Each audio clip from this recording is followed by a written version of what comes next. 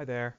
So recently on Warhammer Community, there's been a new article that goes over the new Chaos Space Marine detachments. And as someone who's been playing Chaos Space Marines with their main army for since about middle of 8th, I just wanted to give my thoughts on it. So first of all, there are 8 detachments, which, if you listen to the asterisk, is more than regular Space Marines, and that is a lot. I think that's the most detachments any single book has had yet.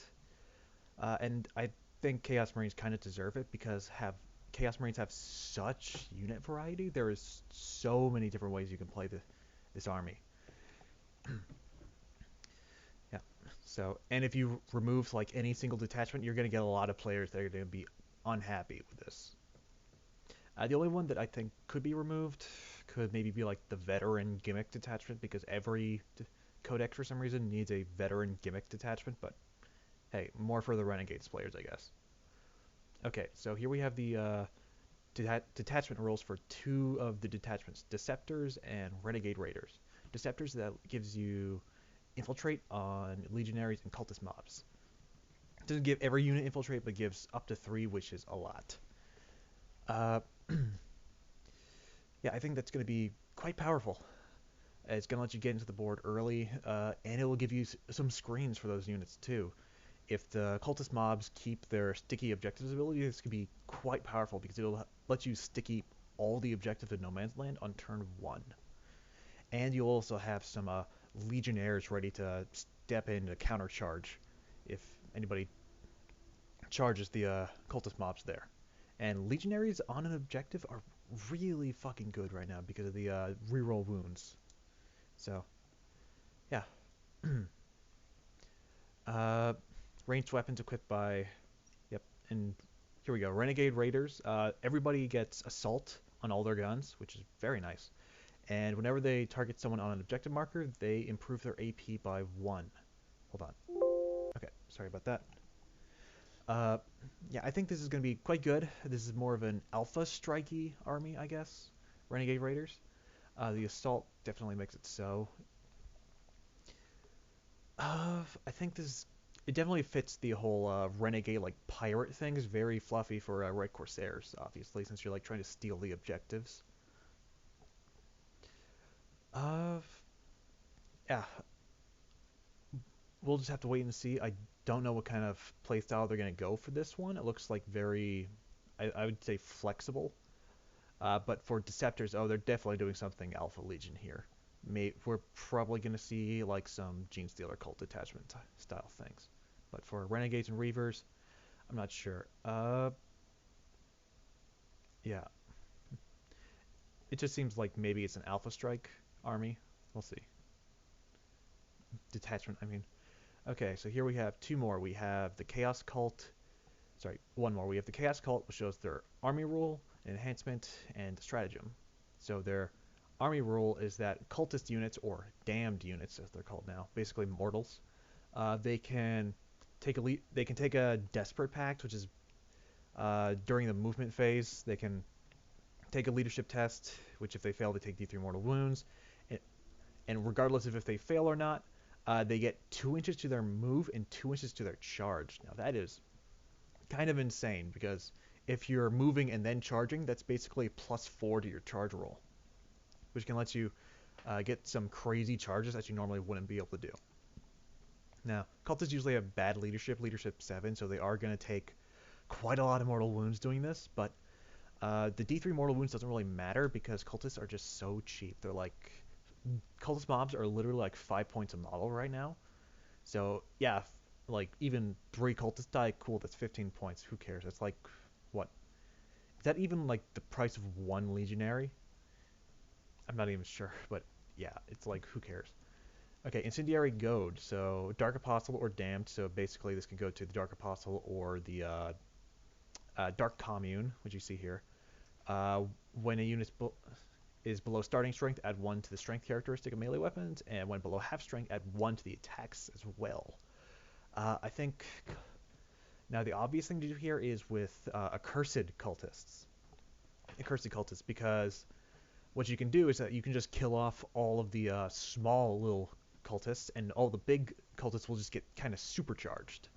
because the torments, the big guys, there are 3 of them, and the mutants, the little guys, there are 5 of them. So if you just kill enough of the little guys that the squad is considered below half strength, then the big guys will just get supercharged from it.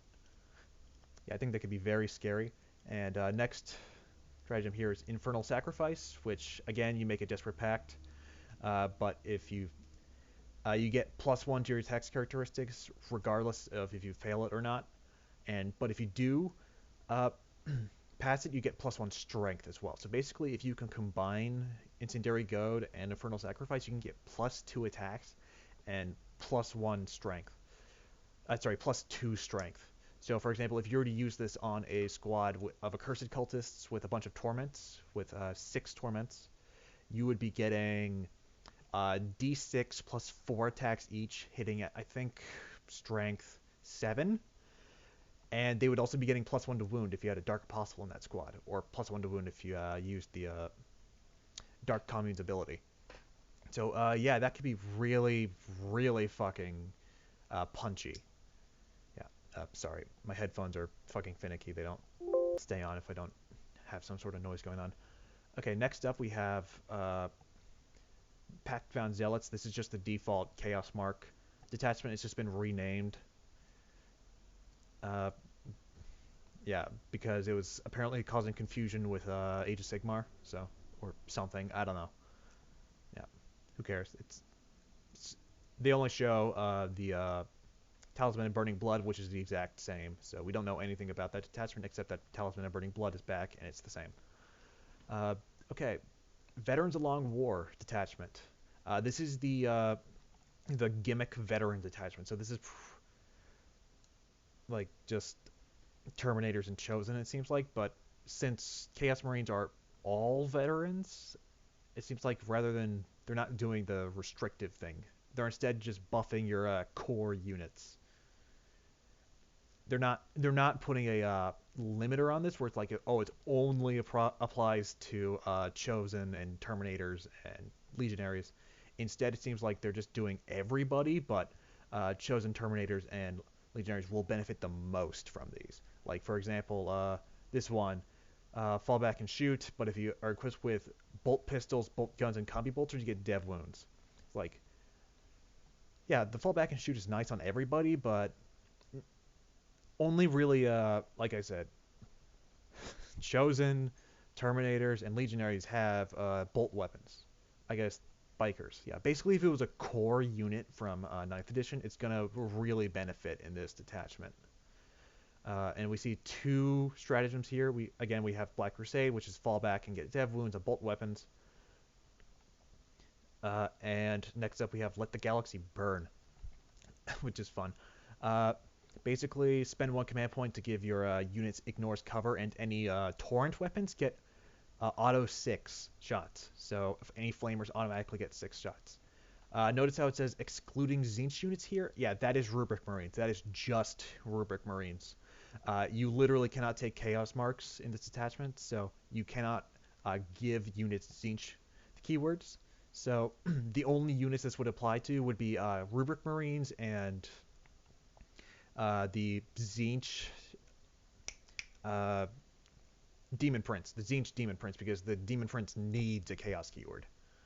So yeah, really this is just to nerf Rubric Marines in this army, because GW does not want a repeat of 9th edition where Rubrics were OP. Yeah, because in case you don't know, Rubric Marines can be swap out their bolt guns for AP1 flamers, and they can take 9 of them.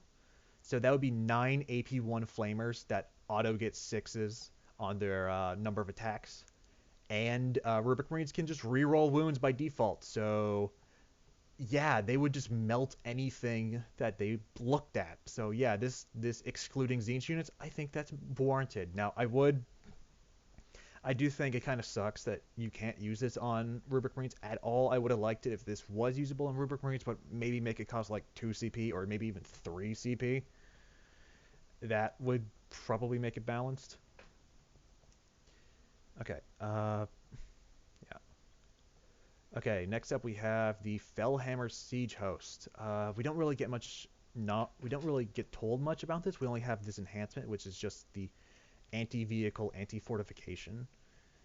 So it seems like Fellhammer Siege Host is just going to be the regular default, like regular Space Marine vehicles that Chaos have, like Predators, Land Raiders, Vindicators, and it seems like it's going to go for some sort of like anti-vehicle stance as well. So it's like vehicles that are anti-vehicle. If I were to guess what it's going to be like, I'm going to guess it's going to be a bunch of range damage buffs and some durability buffs. They do state later that there is a Soul Forged Warp Pack detachment, which uh, that is very specifically a reference to a specialist detachment from 8th edition, and that was the Demon Engine specialist detachment. We literally don't know anything about this. This is literally the only uh, bit we know about it, is that it has demon vehicle augmentations. So what I'm guessing what this is going to be is that this is going to be a bit more melee focused than the regular Fellhammer detachment, and it's going to have a lot of weird gimmicks. Weird gimmicks. Uh, like the Venom Crawler. The Venom Crawler has a weird gimmick currently where it has to kill things to get +1 attacks on its weapons. That's a gimmick. So I'm guessing we're going to see a lot of stuff like that, where you get like a lot of conditional abilities, or you get like very situational abilities, or just weird abilities. Yeah, hopefully. Yeah, but that's just speculation on my part. Okay, next up we have Dread Talons, which is just an enhancement for the Chaos Jump Pack Lord, which lets the unit he's leading go back into reserves at the end of the turn. Uh, at the end of your opponent's turn. I think this really depends on how many buffs you get from deep striking. Because if it's just, oh yeah, it's just a regular deep strike, that's not great. But if you get like you get bonuses to charge when you deep strike. You get damage bonuses when you deep strike. You can deep strike X away instead of 9 away. I think this could be fun, could be cool, could be neat. But if it's just like, oh yeah, you can redeploy Warp Talons, it's like, probably won't see use. And Talisman of Burning Blood. Uh, yeah. The Dread Talents attachment, if I were to guess what its like primary thing is going to be, is that it's going to be a sort of mixture of terror tactics, like Night Lord style terror tactics, but it's probably also going to be Demonkin. Demonkin, so that's like Possessed, Obliterators, Accursed Cultists. Because remember, those guys in 9th edition had the special rule where they got -1 leadership aura, so that they might actually fit in here quite well. And if, of course, there is the Dread Talon box, which is currently being sold, which includes a big demon print, a bunch of possessed, some accursed cultists. It's just like, yeah, it kind of sucks that Demonkin didn't get their own detachment, but I guess. But I'm happy with this. I'm still happy with this. I still think this is very fluffy. Hopefully they won't force you to run Demonkin in this. Hopefully it'll be somewhat kind of like the Veterans of the Long War, where you get a bunch of stratagems that are usable on everything, so that Demon can get the most out of it just by the core design. But yeah, uh, I think this is really good so far. 8 detachments. I don't think there are any really extra ones, except I think Renegades and maybe Veterans could have been combined into one, but that's just because I don't really know anything about Renegades. Is Renegades just the Alpha Strike detachment? We don't know. And it says Veterans of the Long War is supposed to take disciplines Space Marines. Like, it's supposed to take inspiration from a lot of the Loyalist Codex. So we'll see. It seems like Veterans of the Long War is mostly about flexibility. This will probably be the new default detachment most people run. Uh, but Renegade Raiders, again, we just don't know anything about it. It seems like this just might be the Alpha Strike detachment. Yeah, like I said, I am very happy with how this turned out. I look forward to the new codex, and hopefully the long wait will finally be over. All right, great.